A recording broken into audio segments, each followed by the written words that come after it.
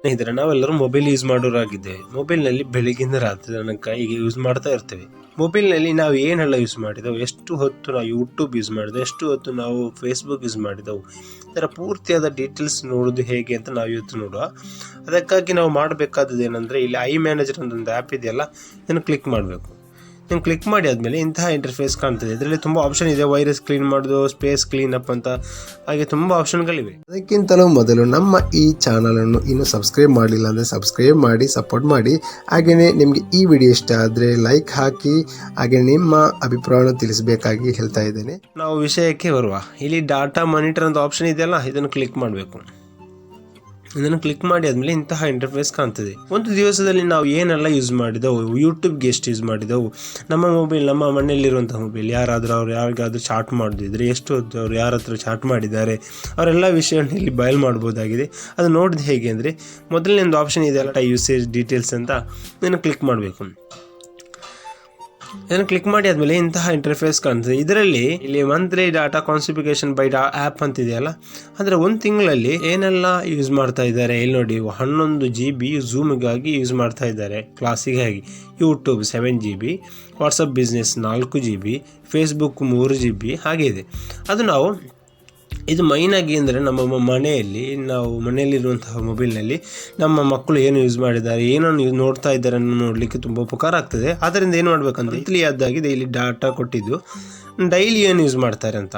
ಇಲ್ಲಿ ಟುಡೇ ಅಂತಿದೆ. ಟುಡೇ ಅಂತ ಕ್ಲಿಕ್ ಮಾಡಿದರೆ, ಇವತ್ತು ಬೆಳಿಗ್ಗೆ ಈಗ ಮಾರ್ನಿಂಗ್ ಆದ ಕಾರಣ ಏನು ಯೂಸ್ ಮಾಡಲಿಲ್ಲ ನಾನು, ಆದ್ದರಿಂದ ಇಲ್ಲಿ ಏನು ತೋರಿಸ್ತಾ ಇಲ್ಲ. 28 MB ವಾಟ್ಸಪ್ಗೆ, ಇನ್ಸ್ಟಾಗ್ರಾಮಿಗೆ ಒಂದು 23 MB, ಯೂಟ್ಯೂಬ್ಗೆ ಒಂದು 6 MB ಅಂತ ತೋರಿಸ್ತಾ ಇದೆ. ನಿನ್ನೆ ಅದು ಡಾಟಾ ನೋಡುವ. ನಿನ್ನೆದು ನೋಡೋದು ಹೇಗೆ ಅಂದರೆ, ಇಲ್ಲಿ ಯಾರು ಮಾರ್ಕ್ ಅದನ್ನು ಕ್ಲಿಕ್ ಮಾಡಿದರೆ ಆಯಿತು, ಆಗ ನಿನ್ನೆ ಡೀಟೇಲ್ಸ್ ಬರ್ತದೆ. ನಿನ್ನೆದು ಎಸ್ಟರ್ಡೇ ಕಾಣ್ತಾ ಇದೆಯಲ್ಲ, ಎಸ್ಟರ್ಡೇ ನಾನು ಝೂಮಿಗೆ ಆಗಿ 1.25 GB ಯೂಸ್ ಮಾಡಿದ್ದೇನೆ. ಹಾಗೆಯೇ 500 MB ಯೂಟ್ಯೂಬಿಗೆ, ಹಾಗೆಯೇ ವಾಟ್ಸಪ್ಗೆ ಒಂದು 130 MB. ಮನೆಯಲ್ಲಿರುವಂತಹ ಮಕ್ಕಳು ಏನು ಯೂಸ್ ಮಾಡ್ತಾ ಇದ್ದಾರೆ, ಅವರು ಹೇಗೆ ಉಪಯೋಗಿಸ್ತಾರೆ ಅಂತಂದರೆ ನಮಗೆ ನೋಡಲಿಕ್ಕೆ ಇದು ತುಂಬ ಉಪಕಾರ ಆಗ್ತದೆ.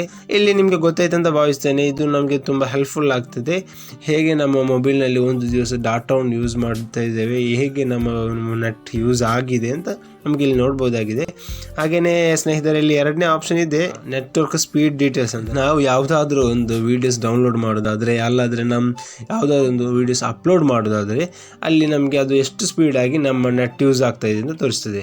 ಅಂದರೆ ನಾವು ಯಾವುದಾದ್ರೂ ಒಂದು ಈಗ ವೀಡಿಯೋಸನ್ನು ಯೂಟ್ಯೂಬಿಗೆ ಅಪ್ಲೋಡ್ ಮಾಡಬೇಕು. ಆ ಸಮಯದಲ್ಲಿ ಓಪನ್ ಮಾಡಿದರೆ ನಮಗೆ ಎಷ್ಟು ಸ್ಪೀಡಾಗಿ ನಮ್ಮ ನೆಟ್ ಅಪ್ಲೋಡ್ ಆಗ್ತಾ ಇದೆ ಅಂತ ತೋರಿಸ್ತದೆ. ಹಾಗೆಯೇ ಎಷ್ಟು ಸ್ಪೀಡಲ್ಲಿ ಡೌನ್ಲೋಡ್ ಆಗ್ತದೆ. ಇದು ಯಾಕೆಂದರೆ, ನಮಗೆ ಈಗ ಮನೆಯಲ್ಲೇ ಒಂದು ವೀಡಿಯೋಸ್ ಡೌನ್ಲೋಡ್ ಮಾಡುವಾಗ ನಮಗೆ ಇದನ್ನು ಹಿಡ್ಕೊಂಡು ಹೋಗ್ಬೋದು, ಯಾವ ಸ್ಥಳದಲ್ಲಿ ಎಷ್ಟು ಸ್ಪೀಡ್ ಆಗಿದೆ ಅಂತ ನಾವು ನೋಡ್ಬೋದು. ನಂತರ ನಮಗೆ ಇದನ್ನು ಓಪನ್ ಮಾಡಿಬಿಡ್ಬೇಕಂತ ಅವಶ್ಯಕತೆ ಇಲ್ಲ.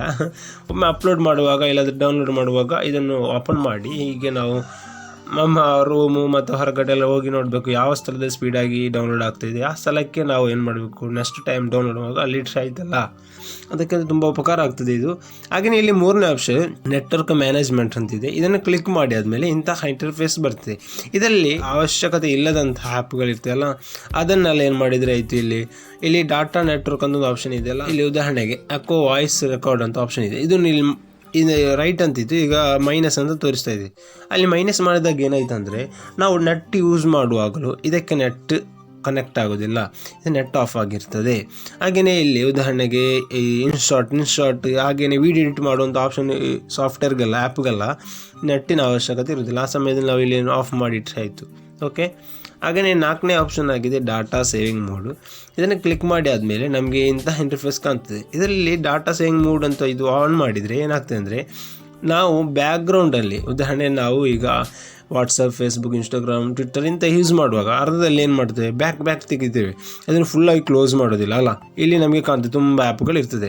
ಈ ಸಮಯದಲ್ಲಿ ಬ್ಯಾಕ್ಗ್ರೌಂಡಲ್ಲಿ ಅದು ಯೂಸ್ ಆಗ್ತಾ ಇರ್ತದೆ. ಹೀಗೂ ಮಾತ್ರ ಅಲ್ಲ, ನಾವು ನೆಟ್ ಆನ್ ಮಾಡಿದಾಗಲೇ ಏನಾಗ್ತದೆ, ವಾಟ್ಸಪ್ ಆಟೋ ಆಗಿ ಈಗ ವೀಡಿಯೋಸ್ ಡೌನ್ಲೋಡ್ ಆಗುವುದು, ಇನ್ಸ್ಟಾಗ್ರಾಮ್ ಆದರೂ ರಿಫ್ರೆಶ್ ಆಗಿ ಹೊಸ ವೀಡಿಯೋಸ್ ಎಲ್ಲ ಬರ್ತಾ ಇರ್ತದೆ. ಅದನ್ನು ತಡೆಯಲಿಕ್ಕೆ ತುಂಬ ಹೆಲ್ಪ್ಫುಲ್ ಆದಂಥ ಒಂದು ಸೆಟ್ಟಿಂಗ್ ಆಗಿದೆ. ಡಾಟಾ ಸೇವ್ ಮೋಡ್ ಅಂತ ಓಪನ್ ಮಾಡಿ ಇಲ್ಲಿ ಆನ್ ಮಾಡಿಟ್ರೆ ನಮಗೆ ಬ್ಯಾಕ್ಗ್ರೌಂಡಲ್ಲಿ ಯಾವ ವೀಡಿಯೋಸು ಯಾವುದೂ ಒಂದು ಆ್ಯಪ್ ವರ್ಕ್ ಆಗೋದಿಲ್ಲ.